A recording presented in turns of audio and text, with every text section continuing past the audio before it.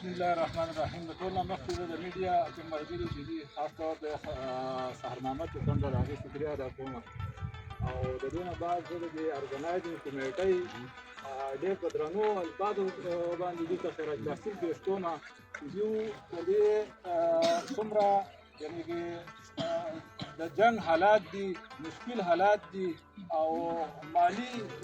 د کرایسس حالات دي. په دې حالاتو کې د پریشانیو د مشکلاتو په حالاتو کې دوی موږ ته یو دومره ښکلی انټرټینمنټ دا پرووایډ کړه، زه د دوی شکریه ادا کوم. د دې نه بعد زموږ کوم وینر ټیم چې دی زه هغوی ته مبارکباد ورکوم، او یقینا د کوم رنر ټیم چې دی دا هم د مبارکباد مستحق دی، ځکه چې دوی په پوره امن طریقې باندې دا تورنمنټ سر ته ورسولو او دې اختتام ته دوی راورسېدل، نو دوی هم یقینا چې د مبارکباد مستحق دي. دې نه علاوه زموږ څومره مېلمانه چې راغلي دي دلته، حبیب الله ناظم صاحب دی، اشرف علي دی، دا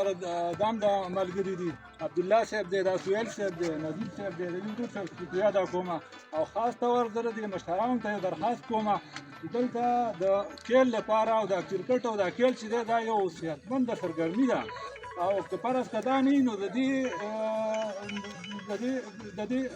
دا موږ دوی ته پرووایډ نه کړو نو د دې په ځای به دوی نشو تماشو له ځي، یو داسې یو غلط ماحول له به ځي. نو زه دې مشرانو ته یو ځل بیا درخواست کوم چې دوی د دوی لپاره د ګراونډ یو داسې پوخ بندوبست وکړي چې په هغه کې زموږ دا ینګ کل چې کوم دی دا مشغول وي او دوی کې د غلط ماحولونو نه بچي. شکریه.